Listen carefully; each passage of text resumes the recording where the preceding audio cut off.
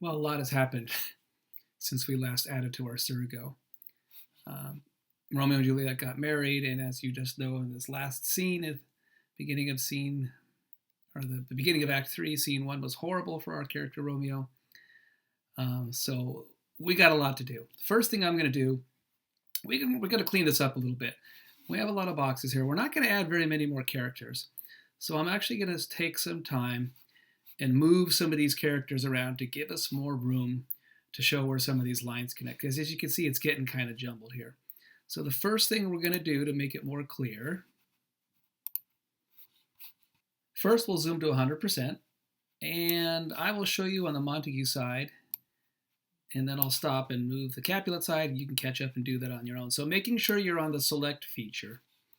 Let's take Friar Lawrence here, click on his box, and we're going to drag it down probably 3/4 of the way down the page. All right? Which means we'll also have to take this connection and drag it down. All right, that's going to give us some room here. Let's take Benvolio, drag him down. See how he's still connected to Romeo? No problem. I'm moving Romeo. Look at all these lines that are moving. So let's clean this up a little bit. Let's have this line no longer come down here on Benvolio. Let's actually have it come over here. That'll get that line out of the way. See that? What is this line for? Oh, that was the old line. There we go. So the green line showing that they're friends. This line here was for Tybalt, showing his anger towards Romeo. So I'm going to leave that there for a second after I move Tybalt. Let's bring Mercutio down a little bit.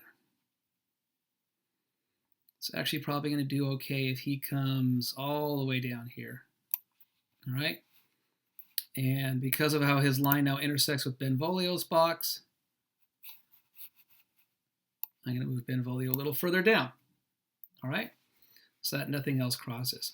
Now you'll notice that right now, Mercutio, Tybalt, and Juliet's line, they all come in here to Romeo. To clean this up, the first thing I'm going to do is get rid of this old line for Tybalt. Just get it out of the way for a second. And now I'm going to take Mercutio's line and drag it over a little bit to the left.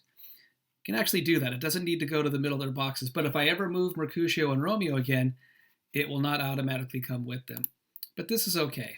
I want to show some different things here. Notice how Mercutio, Romeo, both friends with each other. And now it's clear Romeo, Juliet, both love each other. See how much clearer this is already? The only thing that didn't happen when I moved Romeo is we didn't get his mom's love for him. So don't be surprised if you move this around that you might have to, as you drag around character boxes, you might have to redraw some of the arrows. Okay, that's all right. There's nothing wrong with that, except I don't want that one to click where I just was. And since Mercutio is just kind of down here by himself, I can draw his box and make it line up with that green arrow right in the middle again. I think. Should be able to. There we go. All right. We need to show Tybalt's anger towards Romeo. I'm not doing a curved line yet for a reason. So to solve this, let's drag Romeo down a little bit, which means we'll have to move this arrow down. So I'm going to reconnect Mercutio with Romeo, show that it's both way connection for friendship. And now I can drag this over just a smidgen. Benvolio, you're still getting in the way. All right. And this puts Paris a little bit in the way. But that's okay, because I'm going to take Friar Lawrence. I'm going to add him to this line so you can see that he's still one of those friendship people, one of those family love people. Let's move Juliet's connection this way. Make that clear. Balthazar. Oh, I see what happened. He was connected that way, so let's move him this way as well. Oh, look at that. How sneaky. There we go. So now we see Balthazar with Romeo. Friar Lawrence with Romeo. Mom and Dad all with Romeo. Okay? The only one we needed to add now is Tybalt's hatred for Romeo. Let's keep it with the elbow connector. There we go. Black for hatred. That's the wrong way, because so far Romeo still has not shown any hatred. Well, I guess he did show some hatred to Tybalt, didn't he? So we can make it go back the opposite way. He didn't hate him originally. Remember, he said, "I love you as if you're my family." I don't know why he didn't tell him. All right, so let me show you what we're going to do here. This kind of cleaned things up a little bit. We could clean some things up over here. I'll kind of leave that up to you, but for now it's pretty clear to see.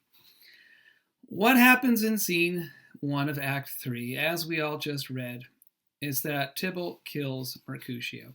What we're going to do to show somebody killed somebody, we're actually going to connect that with a curved connection. Okay, so we'll start here at Tybalt, and we're going to drag it down to Mercutio. And to show that there was death involved, we'll go to the line end, and we'll put a diamond head on it. All right, and let's make that maybe a little thicker. Give that whole thing a little more weight so we can see. And now that good Mercutio is dead, I don't mean any disrespect, but we're going to show dead people by crossing them out. And we're going to select Scribble. And we're going to start a line in this corner of the box, and we're going to draw it over to that corner of the box. And the same thing here. And we're going to cross out that poor creature. All right. One of the other things that were given to you in your instructions, if I can remind you of them, where are they? Right here. We're supposed to write an S if the character is static or D if they're dynamic. And for this one, I'm going to give it to you. Up until the very, very end, when he finally gets upset, which I don't think really counts because through most of the play, Mercutio was pretty static, right?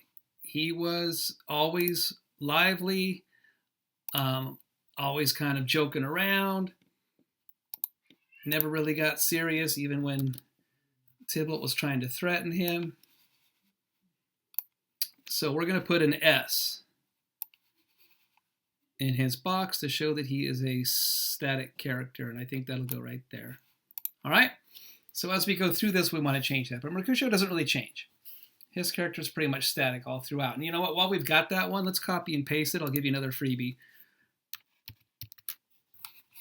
Copy and paste the S, and I'm going to drag it over here into Tybalt's box because he was always upset. Right? Tybalt was always the angry guy. He truly never changed. And then we need to show that Romeo killed Tybalt. So the easiest way to do that is to go back to our curved connector. Curved connector is just for inflicting death. These are not the last characters to die. All right? They're not the last characters to be killed by anybody. So we're going to be adding a few as we go along here. So here is Romeo killing the Tybalt. We're going to make that line a little heavier. We're going to put a diamond at the end of it. And then we're going to go back to the scribble and cross out poor Tybalt. He just thought he was, oh, that's not what I wanted. It still had the properties of my arrow on there. I don't want the arrow anymore. I want just a line, and I want it to be a scribble line, okay? Are you good with me? No, you're not. You keep doing different things. There you go. Stop. Go to select. Okay. And if I click somewhere else, it'll go away. All right, perfect. And now I should be able to get that scribble and cross him out. Yeah. Hey, look at that. That's a pretty good line. So there we have it. These are the changes we need to have made so far. Mercutio is now dead because of Tybalt. So Tybalt is dead because of Romeo. And how do you like Benvolio? Talking to everybody. Yeah, he did it. I saw it. This is what happened. All right, I think that's enough.